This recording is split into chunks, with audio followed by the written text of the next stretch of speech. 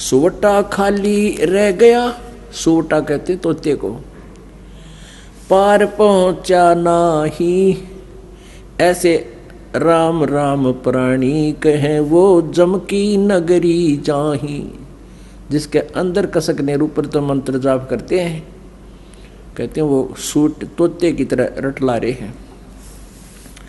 सुवटा पढ़े सुभान गति, अंदर नहीं उचारे, कुंज कुरल अंडपोख हैं ये कोस सैंस हजारे। कुंज कुरल हरि हेत जप अलल पंख गैनारे, हृदय शुद्ध शरीर सर ये कच्छप दृष्टि निहार। कितना अच्छा ज्ञान दिया, कितना एक सटीक उदाहरण दिया परमात्मा ने, एग्जाम्पल दिया है कि सुवा पढ़े सुभान गति, स्वाभाविक पढ़ रहा है तोता तो, अंदर नहीं उचारे, और कुंज कुरल अंडपोख हैं ये कोस सहस हजार। इधर जो ये कुंज आती है ना, कुंज सर्दियों इनमें वर्षा के दिनों में कुंज आती है, कुंज पक्षी होते हैं, और वो इधर बहुत दूर से आती हैं, हजारों कोस दूर से। कोई इटली साइड से कहता है, कोई कहीं से, जैसा भी हमने उदाहरण को समझना है। वहाँ अधिक सर्दी होती है, जिस क्षेत्र में अधिक बर्फ गिरती है वहाँ वो क्या करती हैं, वो अंडे वहाँ पैदा कराती हैं, कुंज पक्षी, और वहाँ से ये चल पड़ती हैं इधर जहाँ नॉर्मल टेम्परेचर होता है और जहाँ उनको आहार प्राप्त होता है, यहाँ आ जाते हैं। तो वो क्या करते हैं, आप हमने देखा वो, क्योंकि विशेषकर ये धान धुन होते थे पहले, उन धानों को खाने के लिए कुंज ज़्यादा पहुंच जाती थी। तो वो क्या करती थी, एक पल भी बोलने से बंद नहीं होती थी, कुरुल कुरुल कुरुल कुरुल यूँ करती रहती थी। वो अपने अंडों की कसक में उन अंडों की तरफ उनकी एक विशेष तरंग जाती थी हृदय से, कि मेरे बच्चे कहीं मर ना जा, मेरे बच्चों का क्या होगा। तो वहाँ से वो अपनी उस तरंग से, उस कसक से, उस कुरलाहट से, और वहाँ हजारों कोस दूर यानी 2-3 हजार किलोमीटर दूर बैठी भी उन अंडों को वो पोष रही थी, पोख रही थी। जैसे एक तो पक्षी अंडों के ऊपर बैठकर उनको पोषण करता है, जैसे ये कबूतर हैं, कौवे हैं, इस तरह के पक्षी, और वो वहाँ से अपने अंदर की तरंग से, कसक से, कुरलाहट से, किलबिलाहट से उन 1000 कोस दूर अंडों को पोषण पहुँचा रही है उस कसक से, और उनके अंडे वे फिर बच्चे बन जाते हैं। जब वो वापस जाती हैं अपने उस कसक की तरंग की सेटिंग तय, अपने अपने बच्चों के पास वो ऑटोमेटिकली मिल जाती हैं, वो भूल नहीं करती। तो यहाँ परमात्मा समझाना चाहते हैं, आदरणीय गरीबदास साहिब जी जिनको भगवान मिले, और भगवान परमेश्वर कबीर जी ने इनको अपने ही पाने का विधान बताया। वो क्या बता रहे हैं, सूटा पढ़े सुभान गति, अंदर नहीं उचारे, कुंज कुरल अंडपोख हैं ये कोस सहस हजार। अब क्या फार्मूला बताया है इसके अंदर, कुंज कुरल हरि हेत जप, अलल पंख गैनारे, हृदय शुद्ध शरीर सर कच्छप दृष्टि निहार। ऐसी संगति जो मिले तो साईं से भेंट, ऊपरली बर्बाद है ये जम मारेगा फेंट।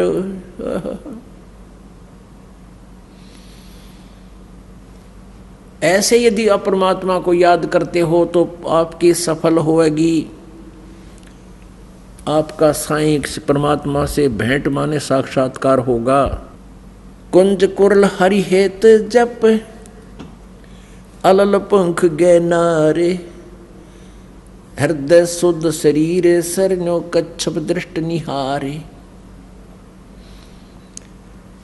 जैसे आप जी ने यजुर्वेद अध्याय नंबर 40 के श्लोक नंबर 15 में, मंत्र नंबर 15 में सुना, उसमें क्या लिखा है? वायु अनिलम अमृतम अथिदम भस्मांतम शरीरम ओम कर्तो समर किलबे समर और कर्त्युम समर। यदि तुमने ब्रह्म तक का लाभ लेना है, उसकी भी साधना करने का ये तरीका है। ओम नाम का जाप कर, काम करते करते कर।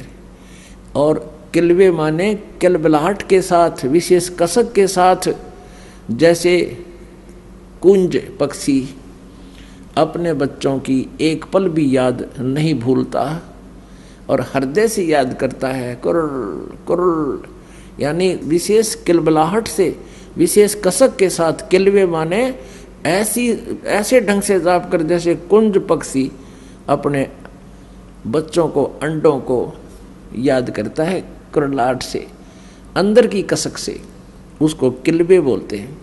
और कर्त्युम समर, अपने जीवन का मूल कर्तव्य जानकर के मनुष्य परमात्मा प्राप्ति के लिए ही मिला है।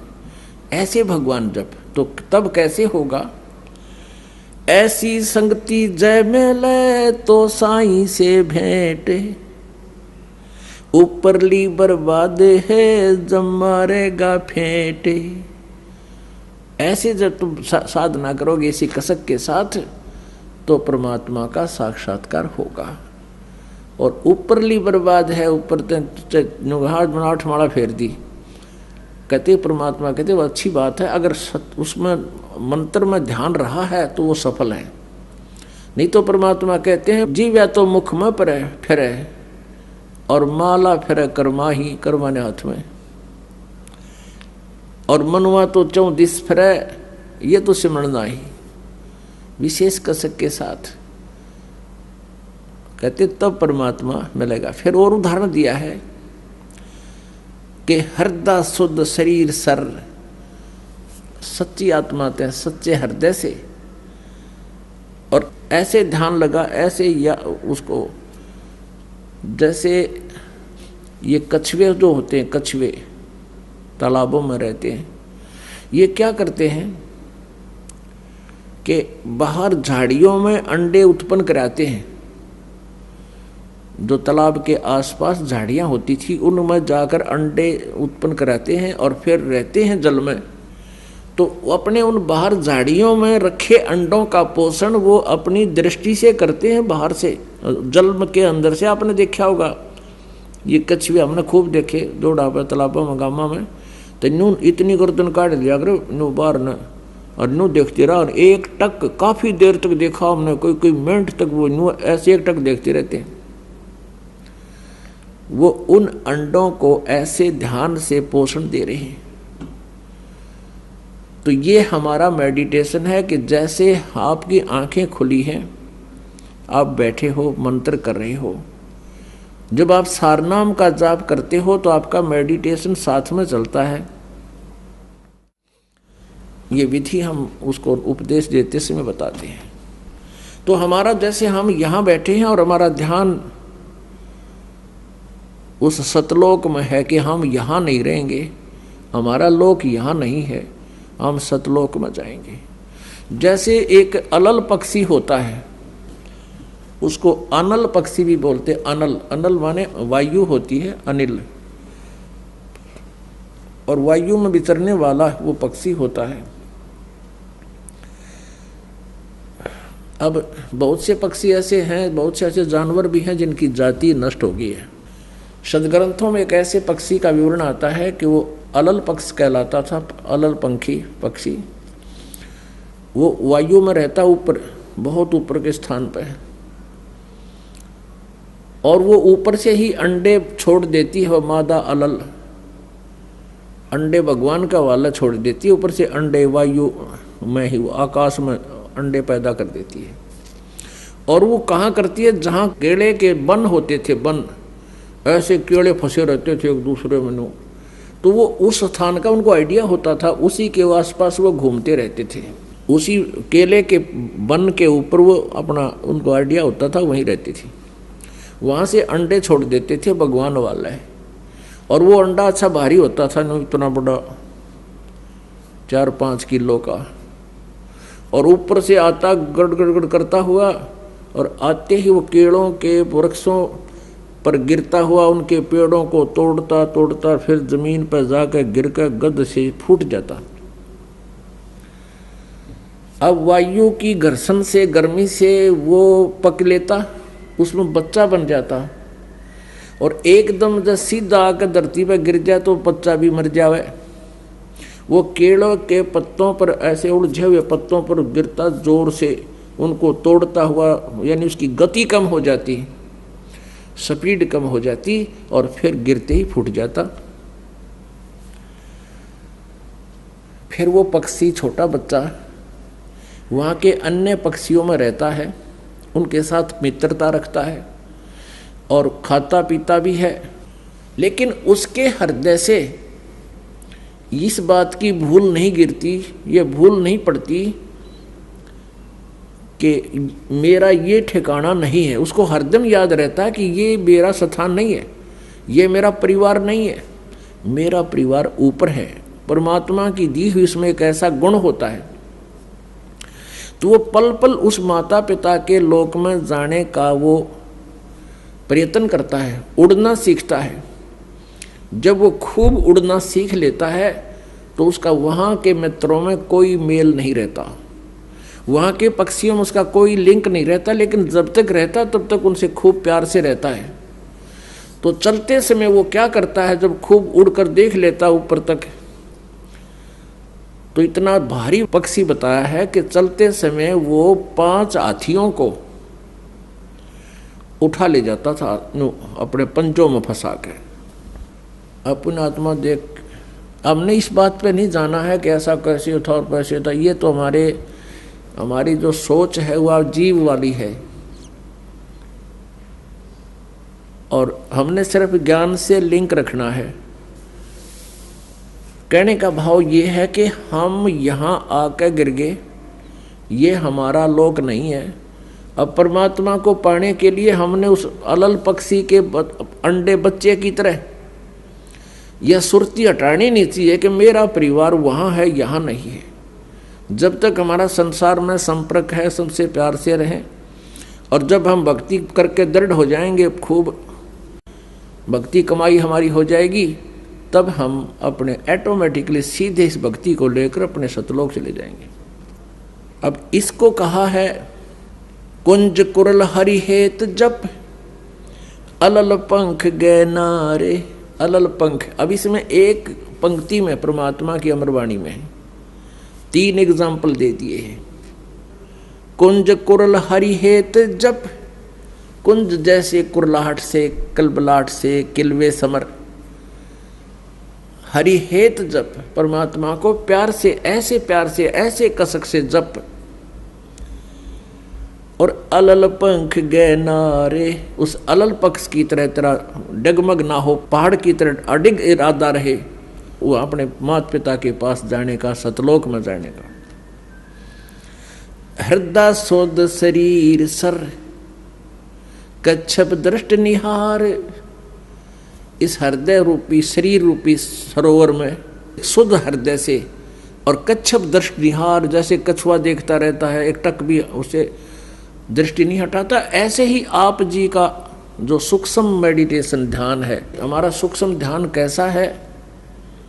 जो पति भरता पति से राती, आन पुरुष नहीं भावे, बस पी हर मैं सुरत प्रीतम में, ऐसे ध्यान लगावे।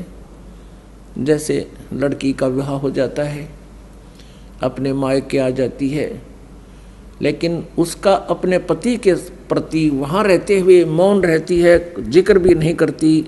तो ऐसा हमारा ध्यान है जैसे लड़की अपने माता पिता के यहाँ रहते हुए भी अपने पति का ध्यान उससे हटता नहीं। तो ऐसे ही कहते हैं जैसे कच्छप दृष्टि निहार, हम यहाँ रहते हुए भी सतलोक जाएंगे, हमारी वो कच्छप यानी कछुए जैसी नजर दृष्टि व सूक्ष्म दृष्टि सतलोक में जाने वाली ऐसे निरंतर बनी रहे, तो तब हम परमात्मा पाएंगे।